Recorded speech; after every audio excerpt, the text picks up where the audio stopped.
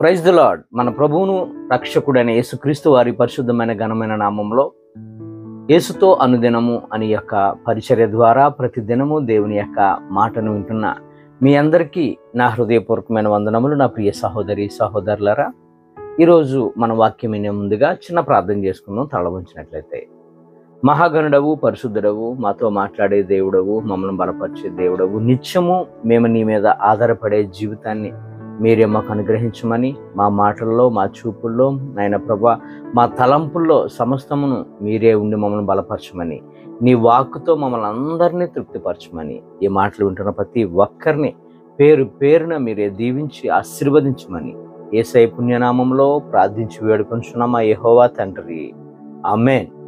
God bless you. దేవుడు ఈరోజు మనతో మాట్లాడుతున్న మాట ఏంటంటే, దేవుడు మనకి వాక్కునిచ్చారు.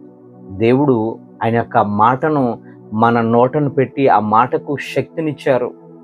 నేను నీతో ఉన్నాను, కమాన్ స్పీక్ అని దేవుడు మనతో ప్రతి విషయంలో కూడా మాట్లాడుతున్నారు. మన మాటకు అంత గొప్ప శక్తిని దేవుడిచ్చారు. ఆ మాటలో గొప్ప విడుదల కూడా కలుగుతుంది. మనం మాట్లాడే ప్రతి మాటలో మన పక్షముగా ఆయనే ఉండి మనతో మాట్లాడిస్తూ ఉన్నాడు. మరి అంతగా మన పక్షముగా ఉన్న దేవుడు మరి ఆయనే మాట్లాడవచ్చు కదా మన పక్షముగా.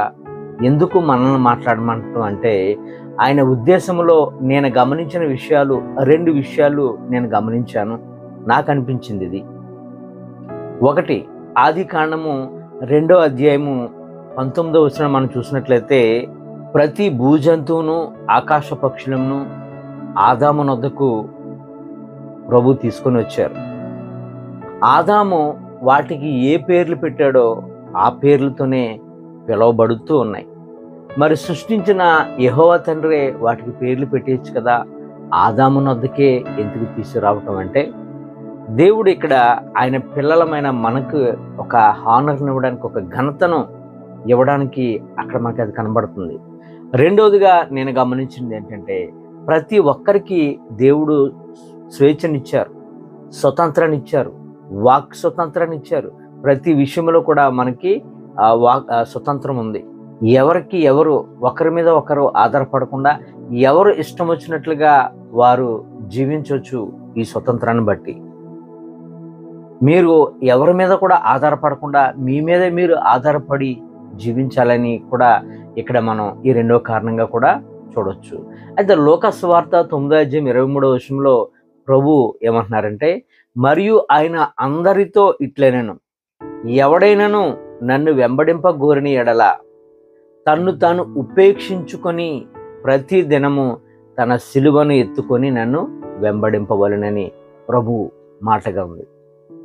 మనం ఎప్పుడు ఏదైనా సమస్య మనకు వచ్చినప్పుడు మనము ఏ ప్రేయర్ టవర్స్కో మనం ఫోన్ చేయటం కాదు, మనకు మనంగా ముందు ఆ సమస్య కొరకు మనం ప్రార్థన చేసుకునే వారిగా ఉండాలి. మనకు మనంగా ప్రతి విషయాన్ని దేవుని సన్నిధిలో పెట్టుకొని మనము ప్రార్థనలో దేవుని అడిగి మనం దేవుని యొద్ద నుంచి పొందుకోవచ్చు. ప్రేయర్ టవర్కి ఫోన్ చేయటం తప్పేమీ కాదు. ప్రార్థన సపోర్ట్ మనకి ఒకరినొకరు ప్రార్థన సపోర్ట్ ఇచ్చుకోవాలి. కానీ ఆ సమస్య కొరకు ముందుగా నీకు నీవుగా, నాకు నేనుగా ముందు దేవుని సన్నిధిలో పోరాడాలి, ప్రార్థన చేయాలి, దేవుని అడగాలి. దేవుడు మన నోటికి జీవపు మాటనిచ్చారు. నా ప్రియ సహోదరి సహోదరుడా, జీవ మరణములు నాలుక వశం, దాని యందు ప్రీతిపడువాడు దాని ఫలము తిందురని వాక్యమైతే ఉంది. విశ్వాసముతో నీవు పలికితే ఏమైనా, ఇది కలుగును గాక, ఇది నాకు ఇవ్వు ప్రభువా, అది నేను పొందుకుంటాను ప్రభువా, ఖచ్చితంగా నీవు నా పక్షముగా ఉన్నావు ప్రభు అని నీవు నేను కూడా ఎప్పుడైతే విశ్వాసంతో దేవుని సన్నిధిలో అడుగుతామో, మనం మాట్లాడే ప్రతి మాటకు దేవుడు శక్తినిస్తాడు. మనం మాట్లాడే ప్రతి దానికి గొప్ప విడుదలను దేవుడిస్తాడు. యెహెజ్కేలుతో దేవుడు మాట్లాడుచున్నారు. యెహెజ్కేలును దేవుడు ఎముకల లోయలో దింపగా ప్రభు అంటున్నారు, యెహెజ్కేలుతో అంటున్నారు, ఆ ఎముకలు బ్రతకగలవా అని యెహెజ్కేలుని ప్రశ్న వేశారు. ఇక్కడ దేవుని శక్తిని యెహెజ్కేలుకు చూపించడానికి ప్రభు మాట్లాడిన మాటగా తీసుకోవచ్చు. అలాగే యెహెజ్కేలును తనంతట తానుగా బలపరచుకోవడానికి దేవుడు నా పక్షముగా ఉన్నాడు, దేవుని యొక్క మాట నేను విన్నాను, ఆయన మాట ప్రకారంగా నేను మాట్లాడాను కాబట్టి ఇక్కడ కార్యం జరిగిందని యెహెజ్కేలు కూడా తెలుసుకోవడానికి కూడా దేవుడు ఆయనతో మాట్లాడినట్లుగా చూస్తాం. యెహెజ్కేలు అంటాడు, యెహెజ్కేలు ఏమంటాడంటే, నీకే తెలియని ప్రభువా, నాకేం తెలుసు ప్రభా అన్నట్లుగా మాట్లాడాడు. ఎండిపోయిన ఎముకల్లారా యెహోవా మాట ఆలకించండి.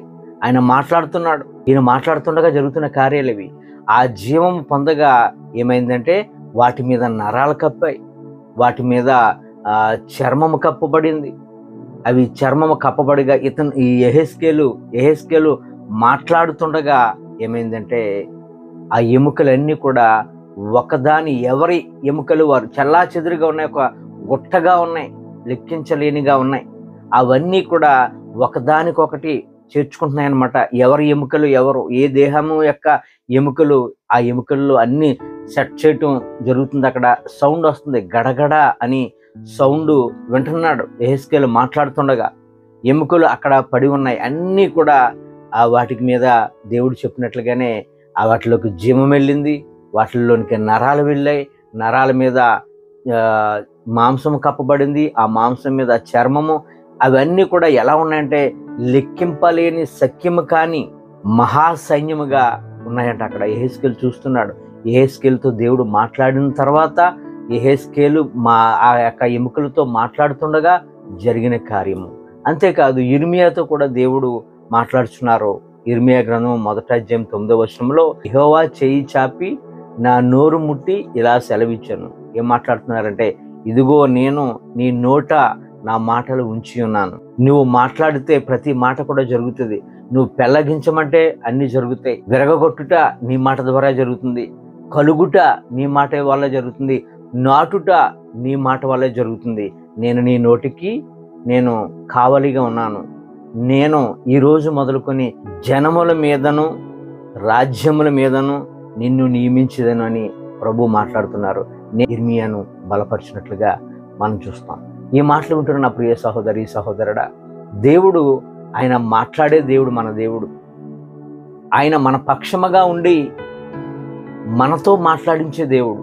మన పక్షముగా ఉండి మనం ఏ సమస్య కొరకైతే బాధపడుతున్నామో, దేని గురించి అయితే వేదన చెందుతున్నామో, నువ్వు మాట్లాడు, నేను నీతో ఉన్నాను, నీ నోటికి నేను కావలిగా ఉన్నాను, నీ నోటిని నేను ముట్టి ఉన్నాను. ఇర్మియాతో ఎలా అయితే మాట్లాడారో మనము ప్రతి సమస్యతో మనం ముందు మాట్లాడుకోవాలి. మనం ఎప్పుడైతే మన నోటితో మన సమస్యతో మాట్లాడామో వెంటనే ఆ సమస్య నువ్వు విశ్వాసముతో, నువ్వు దేవుని మీద అపారమైన నమ్మకంతో నీవు మాట్లాడగా కార్యాలు జరుగుతాయి. నా ప్రియ సహోదరి సహోదరుడా, ముందుగా మన సమస్యను మనము దేవుని సహాయంతో మొట్టమొదటిగా ముందు మనం మాట్లాడుకొని, అప్పుడు నీ వల్ల కాని పక్షముగా నా శక్తి సరిపోవట్లేదు ప్రభా, నీ శక్తిని కూడా నాకు ప్రసాదించు ప్రభు అంటే ఇంకా దేవుడు మన పక్షముగా ఉండి కార్యాలు చేస్తాడు. కాబట్టి ఏ సమస్య వచ్చినప్పుడు కూడా వ్యాధి ఉన్నా వ్యాధితో మాట్లాడు, నాలో నుంచి పో యేసు నామములో అని అడుగు. నీ అప్పులు బాధలు నీ సమస్యలు ఏదన్నా యేసు నామములో తొలగిపోవును గాక అని వాటితో నువ్వు మాట్లాడటం నేర్చుకోవాలి నా ప్రియ సహోదరి సహోదరుడా. అంతేకాదు మనం దేవునితో ఎలాగైతే మాట్లాడుతున్నామో దురాత్మ అంధకార శక్తులను కూడా మన నోటి ద్వారా పోతాయి. మనం మాట్లాడితే ఖచ్చితంగా అట్టి శక్తిని దేవుడి యొక్క సహాయంతో మనం పొందుకోగలం. ఆయన మనతో ఉన్నారని విశ్వాసంతో నమ్మి నీ నోటితో ఏ సమస్య ఉందో దానితో మాట్లాడు. ఖచ్చితంగా ప్రతి సమస్య యేసు నామములో తొలగిపోతాయి. ఈ మాటలు దేవుడు మన అందరి హృదయంలో, అందరి జీవితంలో భద్రపరిచి ఆశీర్వాదకరంగా మార్చబడును గాక. ఆమేన్. God bless you.